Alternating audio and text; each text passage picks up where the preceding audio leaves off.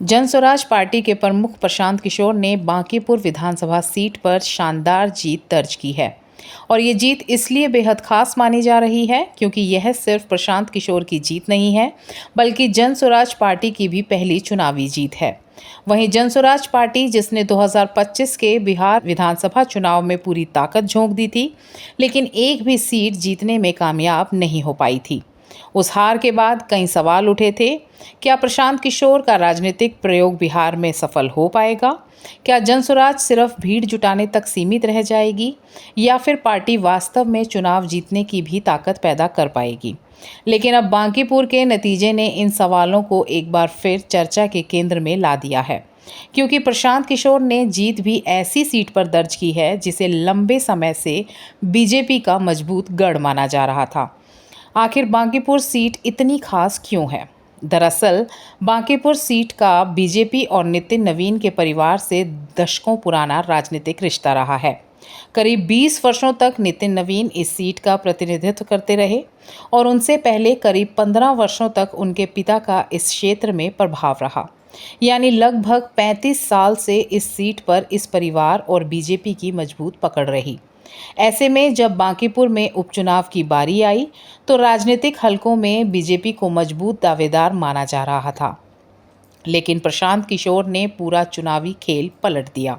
नतीजों में प्रशांत किशोर ने बीजेपी उम्मीदवार नीरज सिन्हा को 19,324 वोटों से हराया। वहीं आरजेडी की रेखा कुमारी तीसरे स्थान पर रही और उन्हें 14,273 वोट मिले।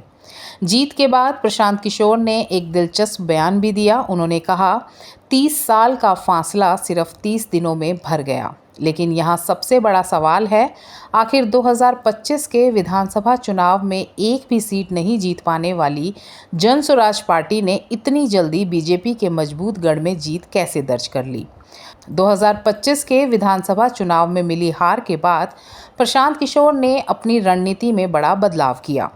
इस बार फोकस बड़ी बड़ी रैलियों और विशाल मंचों पर कम रहा। इसके बजाय जनस्वराज ने सीधे जमीन पर उतरकर लोगों से जुड़ने की रणनीति अपनाई।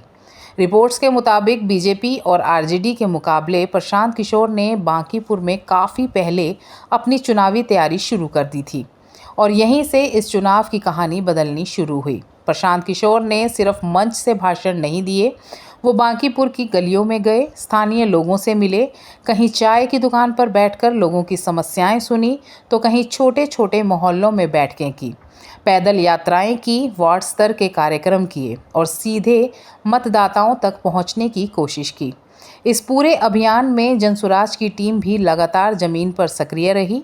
सबसे दिलचस्प बात ये रही कि प्रशांत किशोर ने अपने प्रचार में सिर्फ बड़े राजनीतिक मुद्दों पर बात करने के बजाय उन समस्याओं को उठाया जिनका सामना स्थानीय लोग रोज करते हैं, जैसे जलभराव, टूटी हुई सड़कें, ट्रैफिक की समस्या और मोहल्लों से जुड़ी दूसरी स्थानीय परेशानियां। यानी चुनावी रणनीति साफ थी, बड़े वादों के बजाय स्थानीय मुद्दे और मतदाताओं से सीधा संपर्क। और नतीजों को देखें तो यह रणनीति प्रशांत किशोर के पक्ष में जीती दिखाई दी। लेकिन इस जीत के राजनीतिक मायने क्या हैं? सबसे पहली बात, इस जीत ने जनस्वराज को बिहार की राजनीति में उसका पहला निर्वाचित प्रतिनिधित्व दिया है। दूसरी बात, ये जीत किसी ऐसी सीट पर नहीं आई जहां बीजेपी कमज़ोर मानी जाती थी। प्रशांत किशोर ने उस बांकीपुर सीट पर जीत हासिल की जहां लंबे समय से बीजेपी और नितिन नवीन के परिवार की मजबूत पकड़ रही थी। इसलिए ये नतीजा बीजेपी के लिए भी राजनीतिक संदेश माना जा रहा है। और तीसरी महत्वपूर्ण बात, 2025 की हार के बाद प्रशांत किशोर की राजनीतिक क्षमता पर सवाल उठाने वालों को अब एक नया जवाब मिला है। हालांकि सिर्फ एक उपचुनाव की जीत से पूरे बिहार की राजनीति का भविष्य तय नहीं किया जा सकता, लेकिन इतना ज़रूर कहा जा सकता है कि जनस्वराज ने अपना खाता खोल लिया है। अब असली परीक्षा ये होगी कि क्या प्रशांत किशोर इस जीत को बिहार के दूसरे इलाकों में भी दोहरा पाते हैं या बांकीपुर की जीत सिर्फ एक स्थानीय राजनीतिक उलटफेर बनकर रह जाती है। क्योंकि बिहार की राजनीति में पहले से बीजेपी, आरजेडी, जेडीयू और कांग्रेस जैसे स्थापित राजनीतिक दल मौजूद हैं। ऐसे में जनस्वराज के लिए आगे का रास्ता आसान नहीं होगा। लेकिन बांकीपुर की जीत ने एक बात ज़रूर साबित कर दी है, 2025 में शून्य सीट से शुरू हुई जन स्वराज की कहानी अब एक नई दिशा में बढ़ती दिखाई दे रही है और शायद यही वजह है कि आने वाले दिनों में बिहार की राजनीति में प्रशांत किशोर की रणनीति और जन स्वराज के अगले कदम पर सभी की नज़र रहने वाली है। अब सवाल आपसे है, क्या बांकीपुर की जीत प्रशांत किशोर की बिहार की राजनीति में बड़ी वापसी की शुरुआत है, या फिर बीजेपी और आरजेडी जैसे बड़े दल आने वाले चुनावों में जन स्वराज को रोकने में कामयाब हो जाएंगे? अपनी राय कमेंट में ज़रूर बताइए।